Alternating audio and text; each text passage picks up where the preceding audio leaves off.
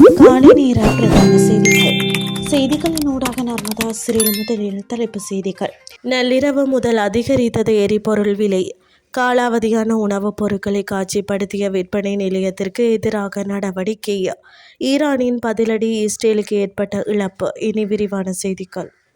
மாதாந்திர விலை சூத்திரத்தின்படி நேற்று நள்ளிரவு முதல் எரிபொருள் விலைகளை திருத்த இலங்கை பெட்ரோலிய கூட்டுத்தாபனம் முடிவு செய்துள்ளது. அதன்படி 1 லிட்டர் லங்கா ஓட்டோ டீசலின் விலை ரூபாய் அதிகரிக்கப்பட்டுள்ளது. அதன் புதிய விலை ரூபாய் 281 ரூபாய் 323 இருந்த 1 லிட்டர் சூப்பர் டீசலின் விலை ரூபாவால் அதிகரிக்கப்பட்டுள்ளது. அதன்படி அதன் புதிய விலை ரூபாய் 329 இருக்கும். 92 ஒக்டேன் பெட்ரோல் லீட்டரின் விலை ரூபாய் 1 அதிகரிக்கப்பட்டுள்ளது. அதன் புதிய விலை ரூபாய் 293.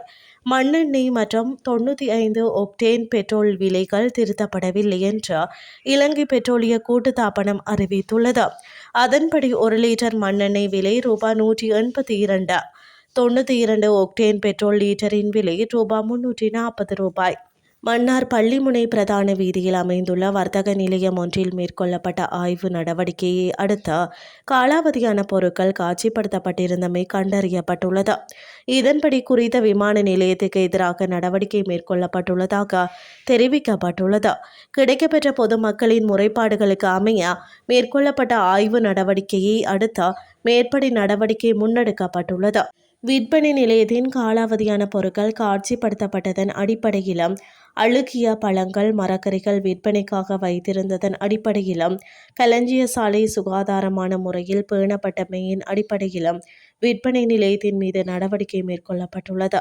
இந்த நிலையில் கைப்பற்றப்பட்ட உணவுப் பொருட்கள் நீதிமன்றத்தில் முன்னிலைப்படுத்தப்பட்டு அளிக்கப்படவுள்ளதுடன் விற்பனை நிலையத்திற்கு எதிராக வழக்கு தாக்கல் செய்யப்பட்டு ஏனைய சட்ட நடவடிக்கை மேற்கொள்ளப்படும் வரை களஞ்சிய சாலைக்கு சீல் வைக்கப்பட்டுள்ளமை குறிப்பிடத்தக்கது. இனி வெளிநாட்டு செய்திகள். அமெரிக்கா மற்றும் இஸ்ரேல் இணைந்து ஈரான் மீது தாக்குதல் நடத்தியமைக்கு பதிலடியாக ஈரானும் ஏவுகணை தாக்குதலை நடத்தி வருகிறது. இஸ்ரேல் மற்றும் மத்திய கிழக்கு நாடுகள் மீது இந்த ஏவுகணை தாக்குதல் நடத்தப்படுகிறது. இதன்படி டெல் அவீவில் ஈரானிய ஏவுகணை தாக்குதலால் சுமார் 20 பேர் காயமடைந்ததாக தகவல் தெரிவித்தன. அவர்களில் 40 வயது மதிக்கத்தக்க ஒரு பெண்மணி ஆபத்தான நிலையில் மருத்துவமனையில் அனுமதிக்கப்பட்ட நிலையில் உயிரிழந்துள்ளார். 40 வயதுக்கு மதிக்கத்தக்க ஒரு ஆணையம், 30 வயதுக்கு மதிக்கத்தக்க ஒரு ஆணையம், 90 வயது மதிக்கத்தக்க ஒரு பெண்ணையும் லேசாக காயமடைந்த 17 பேரை மருத்துவமனைக்கு அழைத்து செல்வதாக MTA ஆம்புலன்ஸ் சேவை தெரிவித்துள்ளது. இத்துடன் செய்திகள் யாவும் நிறைவடைகின்றது. அடுத்த இரவு 8:30 எதிர்பாருங்கள். நன்றி.